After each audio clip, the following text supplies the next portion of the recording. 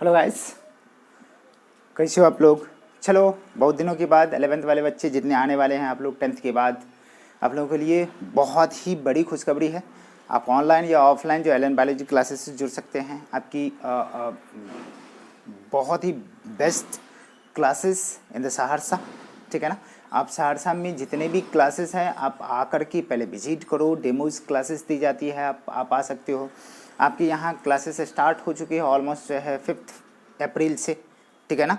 5 अप्रैल 2021, ठीक है। तो डेट याद रखिए और बिल्कुल वॉच करिए।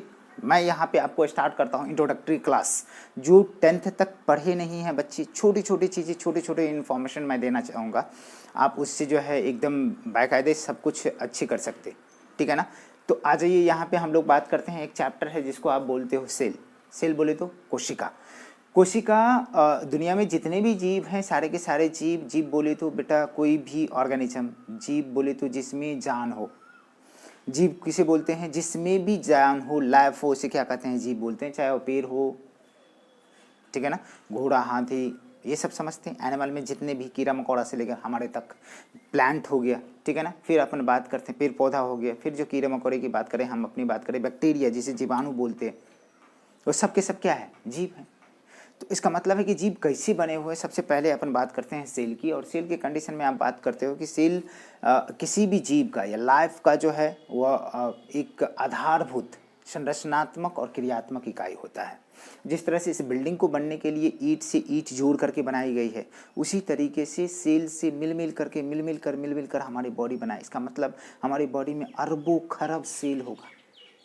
अरे जब हम लोग स्नान करते तो हजारों करोड़ों सेल क्या होता है, झर के वापस बाहर निकल जाता। सोचो, इतने छोटे से पार्ट है जिसको हम नेकेड आई से नहीं देख सकते। उसको देखने के लिए हमें क्या चाहिए? माइक्रोस्कोप चाहिए। माइक्रोस्कोपिक पार्ट के लिए एकदम छोटा सा नन्ना सा टिन्ना सा चीजें होता है, बहुत छोटा सा। अब इमेजिन करो कि जिसको हम लोग खुले आंखों से नहीं देख सकते, उसको देखने के लिए कहीं ना कहीं हमें माइक्रोस्कोप चाहिए, दूरबीन चाहिए। समझ में आ रहा ना? माइक्रोस्कोप वैसा भी नहीं, कंपाउंड इलेक्ट्रॉन माइक्रोस्कोप ऐसा चाहिए, तब हम उस सेल को देख सकते। सोचो, तो मान लो कि छोटी सी पार्ट अपन यहाँ से निकाल लें तो इसमें हजारों करोड़ों सेल होगा। इसका मतलब है कि हमारी बॉडी जो है असंख्य सेल से मिलकर बने होते हैं। इसे बोला जाता है कि यदि 5 kg का बेबी है, बच्चा है, तो उस बच्चे की बॉडी के अंदर कितना सेल्स होगा? तो 5 × 10⁻22 किसी किसी बुक में, लेकिन ऑलमोस्ट एवरेज बोला जाता है 5 × 10⁻12 इतने सेल्स है। 10⁻12 भाई समझ रहे हो, कैलकुलेटर फेल कर जाएगा। समझ में आ रहा है ना? कैलकुलेटर फेल कर जाएगा। इसलिए जो है आ जाओ, हम लोग बात करेंगे किस चैप्टर का? सेल का। सेल बोले तो बेटा कोशिका। क्या बोलते हैं? कोशिका। ये होता क्या है, ठीक है ना। इसमें आप जानते हो कि सेल क्या है? Fundamental structural and functional unit of life. किसी भी जीव का, किसी भी जीवन का वह जो है मूलभूत जो है संरचनात्मक और क्रियात्मक इकाई होता है, ठीक है। इसको हम 2 एस्पेक्ट में पढ़ते हैं बेटा। इसकी डिस्कवरी, सेल का डिस्कवरी बोला जाता है क्या है? रॉबर्ट हुक नामक साइंटिस्ट ने 1665 ईस्वी में बोतल कॉक, मतलब कि बोतल के ढक्कन में एक लकड़ी आती थी जिसे स्पेनिश ऑक का, उसमें उन्होंने क्या किया? रॉबर्ट हुक ने सेल को डिस्कवर किया, खोजा, ठीक है। तो किस तरीके से? तो इसे पुरानी अवधारणाओं में ले चलते हैं। तो सेल की बोलता है रॉबर्ट हुक, आगे चल के बताएंगे कि it's not a discovery of the cell, it is actually discovery of the cell world. इसका रीजन क्या है? कि कहा कि भाई हमने लकड़ी के टुकड़े, जो मरे हुए पार्ट पे हमने क्या किया है? एक्सपेरिमेंट किया है। तो इसका मतलब वो तो नॉन लिविंग है, निर्जीव है, मरा हुआ है। तो हम क्या करेंगे कि हम जो भी बात कर रहा था, और उससे पहले हम बात करेंगे कि सेल को 2 एस्पेक्ट में पढ़ते हैं। एक तो साइटोलॉजी, दूसरा सेल बायोलॉजी। साइटोलॉजी कहने का मतलब क्या होता है कि सेल का सिर्फ स्ट्रक्चरल स्टडी करते हैं, सेल का सिर्फ संरचनात्मक अध्ययन को बोलते हैं। सेल के संरचनात्मक या स्ट्रक्चरल स्टडी को क्या बोलते हैं? साइटोलॉजी, ठीक है ना। लेकिन सेल के दोनों स्ट्रक्चरल और फंक्शनल दोनों एस्पेक्ट की बात करो तो क्या कह सकते हैं? Cell biology. तो साइटोलॉजी सबसे पहले टर्म देने वाला साइंटिस्ट का नाम था हर्टविग। हर्टविग, विग मतलब पंख, समझ में आ रहा है? तो हर्टविग ने इसका दिया। तो दोनों मिलाकर के बोला जाता है कि भाई लोग सस्पेंस में आ गए कि भैया अब हम किसको जनक माने, फादर माने, किसने ज़्यादा काम किया। तो कहा कि लोगों ने विचार किया कि चलो भाई दोनों को मानते हैं। दोनों को क्या करते हैं, मानते हैं। मतलब कि इसमें हम हर्टविग और रॉबर्ट हुक दोनों को उन्होंने बोला कि is a father of, they are father of ancient cytology, मतलब सेल बायोलॉजी की, एंशियंट जो प्राचीन काल। फिर बोला कि भाई कोई ना कोई मॉडर्न होगा। सीपी स्वानसन करके साइंटिस्ट था, डॉक्टर सीपी स्वानसन को मॉडर्न आधुनिक साइटोलॉजी का जनक माना गया, फादर माना गया। फिर बाद में हमारे इंडिया की भी तो कुछ औकात होनी चाहिए भाई। कहा कि इंडियन साइटोलॉजी का फादर कौन हो सकता है, तो कहा कि डॉक्टर ए.के. शर्मा जो कहलाता है क्या, फादर ऑफ इंडियन साइटोलॉजी, ठीक है ना। इसके डिटेल बातें करी जाएगी अपना। चलो वापस आओ, यहाँ पे सबसे बात करेंगे कि सेल होता क्या है बेटा। ये 8वीं चैप्टर है आपका एनसीईआरटी का। एनसीईआरटी आप पढ़ोगे तो 8वीं चैप्टर आपको नजर आएगा इसमें। तो क्या कहोगे कि cell is the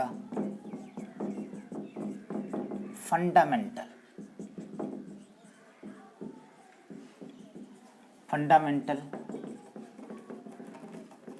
structural and functional unit of life और लिविंग ऑर्गेनिज्म। ये तो डेफिनेशन हो गया। अब कंडीशन क्या है, सेल को हम दो, सेल बोले तो कोशिका को हम दो एस्पेक्ट में पढ़ते हैं। एक टू एस्पेक्ट, कौन कौन सा है, एक तो साइटोलॉजी, दूसरा सेल बायोलॉजी। अब इसका माजरा क्या है ये देखो। कहा कि साइटोलॉजी उसे बोलते हैं जिसमें सिर्फ और सिर्फ सेल के हम स्ट्रक्चर के अध्ययन करते हैं, और सेल बायोलॉजी जिसमें स्ट्रक्चर और फंक्शन दोनों की स्टडी करते हैं। चलो यहाँ देखते हैं। Structural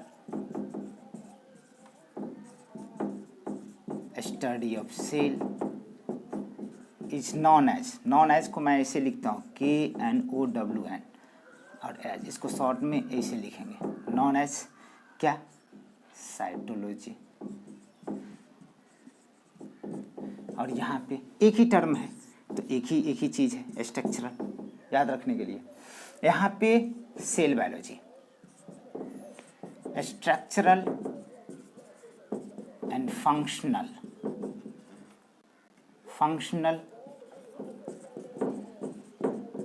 study of cell is known as cell biology. बेटा इसको कैसे याद रखोगे, सेल बायोलॉजी में दो टर्म, तो यहाँ पे दो चीज़ें, संरचनात्मक और क्रियात्मक आ जाएगा। अब इसके बाद यदि बात करें हम लोग तो कहेंगे कि फादर किसको माना जाए, और फादर में भी कौन सा, एंशियंट बोले तो प्राचीन, एंशियंट फादर ऑफ साइटोलॉजी। तो इससे पहले हम बात करेंगे तो क्या कहेंगे कि क्यों इसको दोनों को माने। तो देखो इसमें दो साइंटिस्ट है, एक का नाम है हर्टविग ने बेटा क्या किया, साइटोलॉजी टर्म दिया।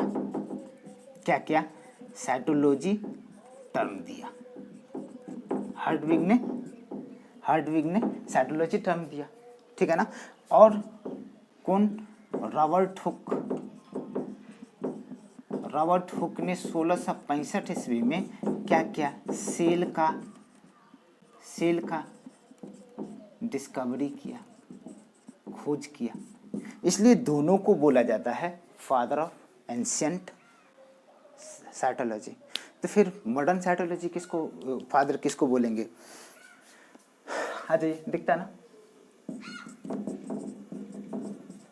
फादर ऑफ मॉडर्न साइटोलॉजी किसको कहते हैं, तो उन्होंने बोला किसको कहेंगे, डॉक्टर सीपी स्वानसन को। फिर बोला कि भाई एक तो हमने यहाँ पे बता दिया father of Indian cytology, father of Indian cytology किसको बोलोगे, तो कहा कि हम बोलते हैं डॉक्टर A.K. शर्मा। अब चलो सेल के कंपोजिशन की भी थोड़ी सी बात कर लेंगे, भैया सेल होता क्या है, ठीक है। और सेल के कंडीशन में जैसे ही बात करेंगे कि साइटोलॉजी के अंदर हम रखते उसको पढ़ते, और सेल से क्या होता है। देखो एक लाइन में मैं पूरे बायोलॉजी को बताने वाला हूँ, पूरे बायोलॉजी एक लाइन में। तो सेल तक आने के लिए हमें कुछ ना कुछ मेहनत करना पड़ेगा। सेल आया कहाँ से, आप एवोल्यूशन में पढ़ते हो। लेकिन मैं फ़िलहाल क्या करता हूँ, थोड़ी सी आपको इन्फॉर्मेशन दे देता हूँ एक लाइन में हॉल बायोलॉजी को डील करने वाली, ठीक है ना। फिर नेक्स्ट लेक्चर में अपन एक एक करके बात करते जाएंगे, ठीक है, आ जाएगा ना। तो चलिए यहाँ पे पहले बात करेंगे कि देखो दुनिया में जितने भी चीज़ है सब बने होते हैं किस चीज़ों से बेटा, एटम से, परमाणु से। ऋषि कनाद ने कहा था कि एम इज़ नॉट टॉम इज कट, जिसे काटा या बांटा नहीं जा सकता, सबसे छोटा उस समय माना जाता था, बट लोगों ने इसकी भी बैंड बजा दी। कौन सा, मतलब कि यहाँ पे 3 साइंटिस्ट आया जो जिन्होंने क्या किया, इसके फंडामेंटल 3 पार्टिकल को निकाला, इलेक्ट्रॉन, प्रोटॉन और न्यूट्रॉन। आप जानते हैं इसके बारे में, मैं उतना नहीं, आप केमिस्ट्री में जानोगे। मतलब इलेक्ट्रॉन को खोज जिसे आ रहा है ना, समझ में आ रहे हैं ना। प्रोटॉन का गोल्डस्टीन, इलेक्ट्रॉन को जे थॉमसन और न्यूट्रॉन का James Chadwick. 3 fundamental, electron, proton, neutron, 3 fundamental particle. इसको भी तोड़ा, इसके इलेक्ट्रॉन को भी तोड़ा, प्रोटॉन को भी तोड़ा, न्यूट्रॉन को भी। न्यूट्रॉन के कंडीशन में मेसोन, पायमेसोन, ठीक है ना, निगेटिव पायमेसोन, पॉजिटिव न्यूट्रल, ये सारे के सारे जानते, जाने दो, कोई बात नहीं। यहाँ पे हमने कहा कि बेटा एटम जैसे hydrogen, oxygen, nitrogen, carbon, sulphur, phosphorus, ठीक है ना, बहुत सारा टर्म है, ठीक है। इसके ग्रुपिंग से, इसके समूह से, इसके ग्रुप करने से क्या मिलेगा बेटा हमको, मॉलिक्यूल। ये तो जानते हैं क्या मिलेगा, मॉलिक्यूल। और मॉलिक्यूल के ग्रुपिंग से इसके ग्रुप करते, जीआरपी करेंगे, समझ, मॉलिक्यूल्स से क्या बनता है बेटा, कंपाउंड बनता है, यौगिक। मतलब कि यहाँ पे आ जाओ तो हम वाटर की बात करेंगे, CO2 की बात करेंगे। अरे समझ में आ रहा है कि नहीं, मॉलिक्यूल ये तो कंपाउंड हो गया। यहाँ पे हम O2 की बात करेंगे, H2 की बात करेंगे, H2 या S4 की बात करेंगे, ठीक है ना, C2 की बात करेंगे, N2 की बात करेंगे, ठीक है ना। ये सब मिलाओगे तो ढेर सारे कंपाउंड बनेंगे, जैसे मान लो कि पानी की बात करो, CO2 की बात करो, कुछ भी, कार्बोहाइड्रेट की बात करो, तो ये भी किस चीज़ से बना होता है, कार्बन, हाइड्रोजन, ऑक्सीजन। अरे जैसे ग्लूकोज की बात कर लेते हैं यहाँ पे, तो C6H12O6, ये होता कि नहीं होता, कार्बन, हाइड्रोजन, ऑक्सीजन है कि नहीं है। तो यहाँ पे हम जैसे बात करेंगे, कार्बोहाइड्रेट की बात करते हैं, फिर हम प्रोटीन की बात करते हैं, तो प्रोटीन का बेसिक यूनिट क्या होता है बेटा, अमाइनो एसिड। और अमाइनो एसिड क्या होता है, एक कार्बन एटम के 4 डिफरेंट फंक्शनल ग्रुप जुड़ा हो, ठीक है ना। एक हाइड्रोजन है, एक कार्बोक्सिलिक ग्रुप है, एक वेरिएबल अल्काइल ग्रुप है, एक जो अमाइनो ग्रुप है, तो नाइट्रोजन, कार्बन, ऑक्सीजन, हाइड्रोजन, ये सारे के सारे चीज़ है। तो समझ में आ रहा है ना। तो यहाँ पे हम जैसे बात करते हैं फैट्स या लिपिड की बात करते हैं, कहीं ना कहीं हमको न्यूक्लिक एसिड की बात करना पड़ता है, और इसमें जानते हैं DNA और RNA आता। तो ये सब के सब चीज़ मिला करके कहीं ना कहीं क्या करता, कंपाउंड मिलेगा, तो क्या बनेगा बेटा, सेल ऑर्गेनेल बनेगा, कोशिकांग बनेंगे, सेल ऑर्गेनेल बनेंगे। और सेल ऑर्गेनेल की ग्रुपिंग करेंगे, जैसे Golgi body, endoplasmic reticulum, lysosome, इसकी ग्रुपिंग करते बेटा, तो क्या बन जाता, सेल बन जाएगा। क्या बनेगा, सेल बनेगा। और सेल के ग्रुपिंग करेंगे तो group of cells is known as क्या, टिश्यू। और टिश्यू की ग्रुपिंग करेंगे तो क्या हो जाएगा जी, ऑर्गन। और ऑर्गन की ग्रुपिंग करेंगे तो ऑर्गन सिस्टम। और ऑर्गन सिस्टम की ग्रुपिंग करेंगे तो कोई ऑर्गेनिज्म या इंडिविजुअल बन के तैयार हो गया। बना कि नहीं बना। इसी को पढ़ने के लिए जिंदगी कम पड़ जाती है भाई, it's a brutal fact. Biology एक अथाह महासागर है भाई, इसी को पढ़ने के लिए 2 साल लगाते आप कुछ, फिर भी बहुत सारे चीज़ें आपको बाकी रह जाते, पूरी ज़िंदगी पढ़ते रह जाए फिर भी कम पड़ता, आ जाएगा ना। तो चलिए नेक्स्ट लेक्चर में हम बात करते हैं इससे आगे। चलो, थैंक यू।